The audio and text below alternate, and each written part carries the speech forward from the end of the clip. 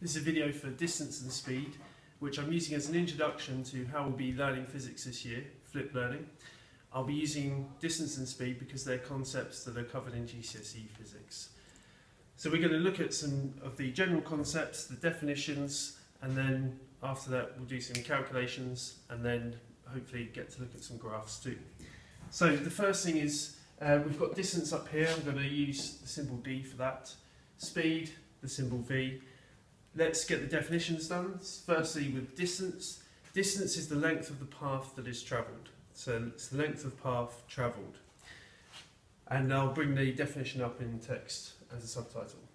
And then speed is there are two ways to express this definition. Either you can say the rate of change of distance, or you can say it's the change in distance per unit time. So you've got a couple of options there. Now, in those definitions, the first one, rate of change, means that it's the change in something divided by time. That's what rate means. Okay. So.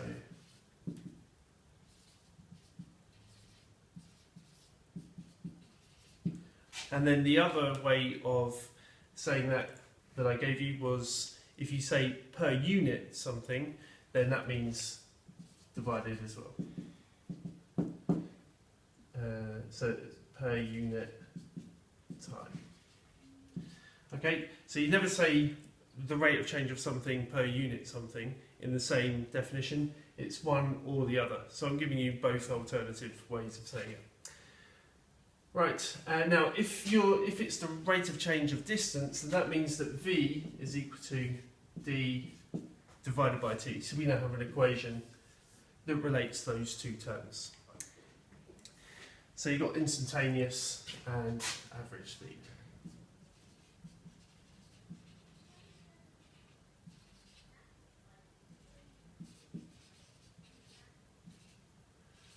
Okay. We normally would be looking at the average speed when we do our calculations. So with that in mind, let's do a few numerical examples now. So we'll do some calculations.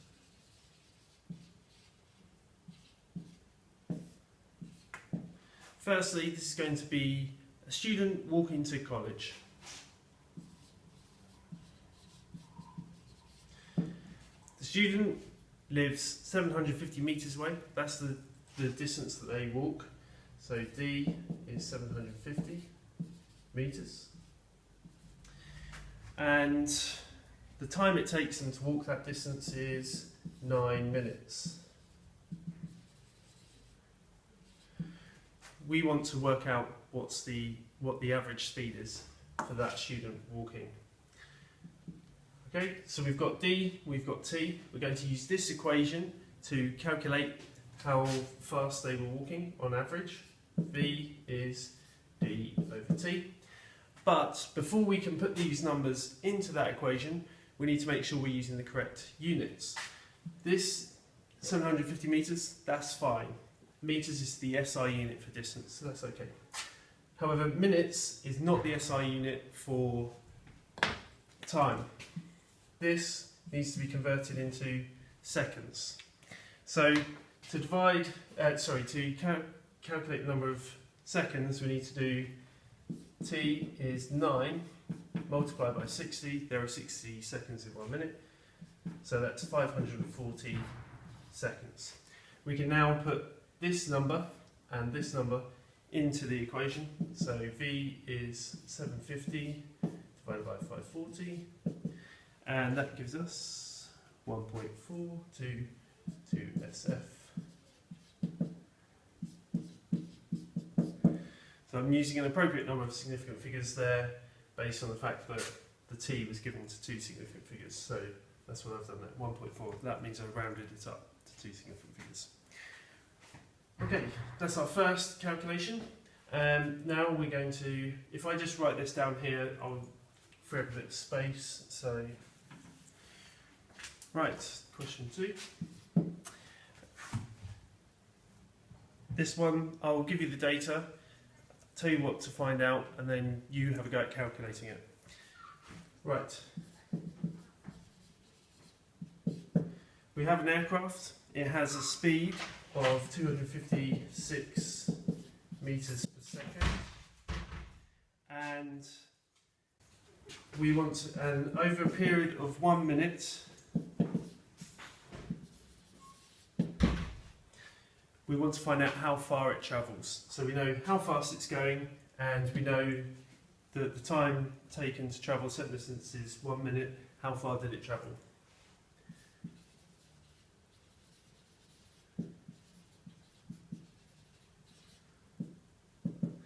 So I want you to have a go at doing that. You're using the same equation as before. So pause the video now, have a go at calculating the distance that it travelled, and then continue the video and see if you've got the answer right. Alright, so we're using this equation, v equals d over t. However, we need to rearrange this equation.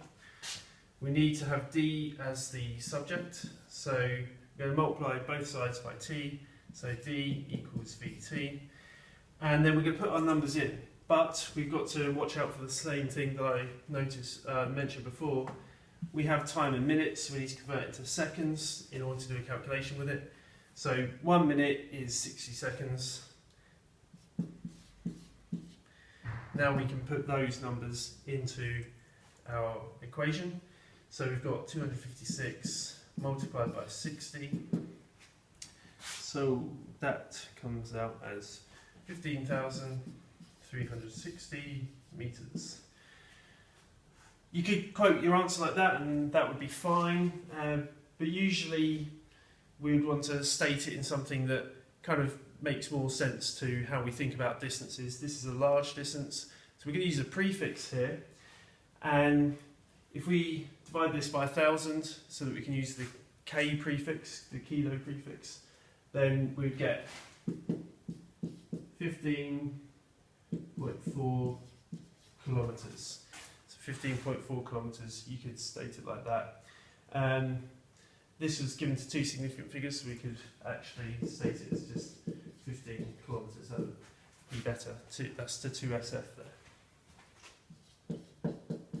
However, you're usually not penalised for using more significant figures.